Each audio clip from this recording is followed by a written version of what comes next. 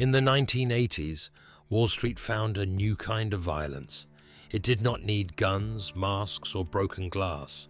It needed debt fear, and one phone call into a boardroom where directors felt unsafe. This is Saul. The takeover raiders of that era were not just investors looking for bargains, they were hunters. They studied balance sheets the way predators study weakness, lazy leaders, bloated assets, sleepy boards, hidden value. One open door. Then they moved fast, armed with junk bonds and the cold promise that almost anything could be bought if debt was aimed at it. The public called it finance. That was the whole game. Inside the boardrooms, it felt like invasion. A company could wake up to find that an outsider had bought a large stake in its stock. Maybe he offered to buy the business, or hinted it was worth more dead than alive. The message was simple: raise the share price, sell the assets, cut the fat, or be taken apart by someone with no love for your name on the door. That was the genius of the raid. It turned ownership into a hostage trap. For decades, many corporate chiefs had lived with protected calm. They controlled the empire. They knew the offices, plants, staff, rituals, and annual reports. Shareholders were often distant. Boards were often friendly. The system rewarded calm order. Then the raiders arrived and changed the temperature. Names like Carl Icahn, T. Boone Pickens, and Ronald Perelman became symbols of a new Wall Street hunger. Some were seen as villains. Some saw themselves as discipline, punishing waste and forcing companies to respect owners. In the eyes of executives, they were barbarians in fine suits, threatening decades of work with a calculator and a debt war chest. But the true engine was not personality, it was leverage.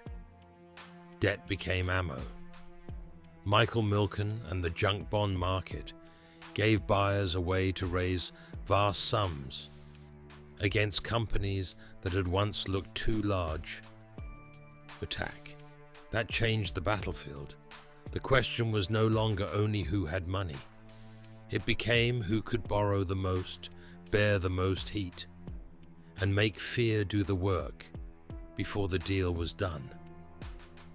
A takeover bid was rarely just a bid. It was a signal flare. It told the market there was weakness. It told investors to look closer. It told workers the ground was moving. It told managers their safe world had become market property. And once fear entered the building, logic started to bend. Executives reached for defense. Poison pills, white knights, green mail, asset sales, fast cuts, court fights, media wars. Everything became possible once the company felt hunted. A calm institution could turn into a siege room in a single week. The raider did not always need to win control to make money. Sometimes the threat alone was enough. If a company bought him out at a premium just to make him leave, he could profit from pressure.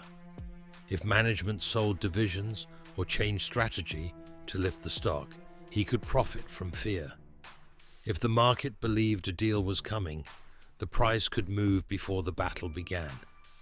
This was finance as mind warfare, not because numbers vanished, but because numbers became weapons aimed at nerves. One of the clearest symbols was the battle for RJR Nabisco. A giant company, full of brand power and cash flow, became the center of a takeover war that seemed to swallow Wall Street whole. Management wanted control. Buyout firms wanted the prize. Banks and advisors circled the deal. The numbers grew monstrous. The language stayed polite, but the hunger underneath was not polite at all. Behind every offer was the same question: how much debt could the company carry before the weight crushed it? That sounds technical. It was also moral, mental, and violent. Once a company was loaded with debt, the future changed shape. Assets had to be sold, costs had to be cut. People became numbers on a repayment schedule. Strategy became survival. The raiders understood something old and brutal. If you can control pressure on a person, you can often control the person. If you can control pressure on a company, you can make its leaders choose options they were once called unthinkable. That is why leverage is so intoxicating. It lets one side act larger than it is. It creates asymmetry. A raider with debt capital could terrify a firm with factories, workers, offices, history, and pride. The raider did not have to love the business. He only had to see where cash could be extracted. To supporters, this exposed bad managers, released lazy capital, and paid owners. But truth does not remove the darkness. The same force that disciplines waste can also reward destruction. The market may call it unlocking value. The people inside may experience it as dismemberment. In the takeover era, language itself became a mask. Breaking a company could be called restructuring. Loading it with debt could be called debtcraft. Firing thousands could be called efficiency. Selling the crown jewels could be called focus. Every brutal act arrived wearing a clean phrase, and the crowd adapted. Investors watched raiders the way hunters watch other hunters. If one appeared in a stock, others followed. A company did not need to be failing to become vulnerable. It only needed to look cheap, weak, or slow. Suddenly, the share price became a pressure gauge. A low valuation was not just a number, it was an invitation. The fear spread because no one knew who would be next. CEOs who had spent years building companies now asked whether their balance sheet looked too tempting. Bankers built defense manuals. Lawyers became soldiers.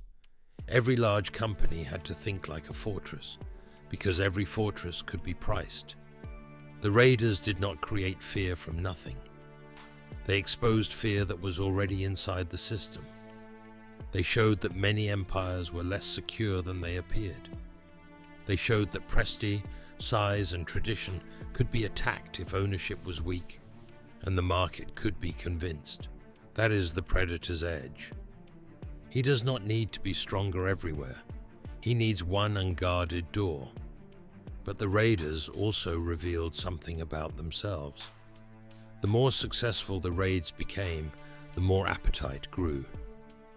Every victory taught the market that debt could command reality. Every premium paid to make a raider disappear told the next raider that fear had a price. Every broken boardroom became advertising. The cycle fed itself. This was the trap. Debt did the work. Fear did the rest. Leverage created deals. Deals created fame. Fame attracted capital. Capital created bigger attacks.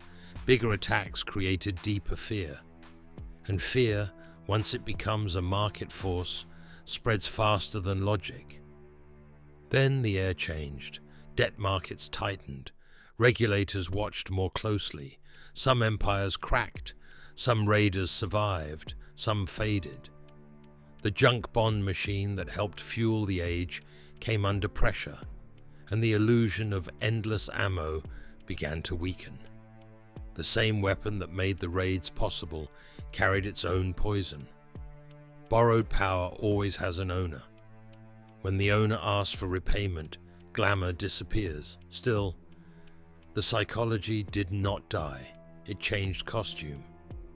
Modern activist investors, buyout firms, distressed debt funds, and takeover specialists use cleaner language now. The red suspenders and smoke-filled rooms are mostly gone, but the mechanics remain. Find weakness, build pressure, control the narrative, use capital as a lever. Force the target to move. The 1980s raiders matter because they revealed a hard truth about wealth. Money is not just stored power, it is directed pressure. Put enough of it behind a threat, and polite systems shake. That is why the boardroom became a crime scene, without the law always calling it crime. The body on the floor was not always a company. Sometimes it was confidence, loyalty, or the old belief that size made you safe. The cold post-mortem is cold. This was leverage as organized mind warfare. Debt became ammo, fear became the transmission system, and logic arrived late because panic had already entered the room. The raiders did not merely buy companies. They changed how companies imagined danger. And once a market learns that fear can be monetized, it never fully forgets. Thanks for watching. If this gave you a sharper view of wealth, power, and survival, like the video and subscribe for more from the Aurelius Method. I am Saul, and I will see you in the next video. Tell me in the comments, were the corporate raiders ruthless predators, or were they simply the first people willing to expose weak empires for what they were?